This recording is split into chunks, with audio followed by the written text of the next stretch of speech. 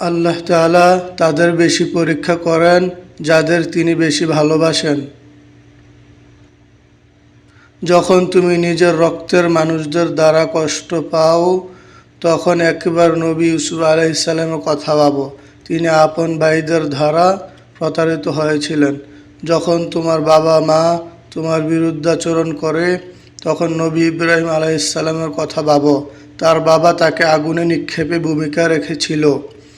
যখন তুমি সমস্যা থেকে পরিত্রাণের কোনো পথ পাবে না, তখন নবী ইউনুস আলাইহিস সালামের কথা ভাবো। তিমির পেটে তিনি আটকা পড়েছিলেন। যখন কেউ তোমাকে অপবাদ দেয়, তখন মা আয়েশা রাদিয়াল্লাহু আনহুমার কথা ভাবো। তার নামে পুরো শহর জুড়ে কুৎসা রটনা করা হয়েছিল। যখন তুমি অসুস্থ থাকো, ব্যথার যন্ত্রণায় কাতরাতে থাকো, তখন নবী আইয়ুব আলাইহিস সালামের কথা ভাবো। তিনি তোমার চেয়েও বেশি অসুস্থ ছিলেন। যখন তুমি দিনের কোনো বিধান নিয়ে যুক্তি খুঁজে না পাও, তখন নবী নূহের কথা ভাবো। তিনি কোনো প্রশ্ন ছাড়াই মরু অঞ্চলে নৌকা তৈরি করেছিলেন। যখন তুমি আত্মীয়, পরিবার, বন্ধু বান্ধব কিংবা অন্যদের উপহাসের কারণ হও, তখন শেষ নবী রাসূল সাল্লাল্লাহু আলাইহি সাল্লামের কথা ভাবো।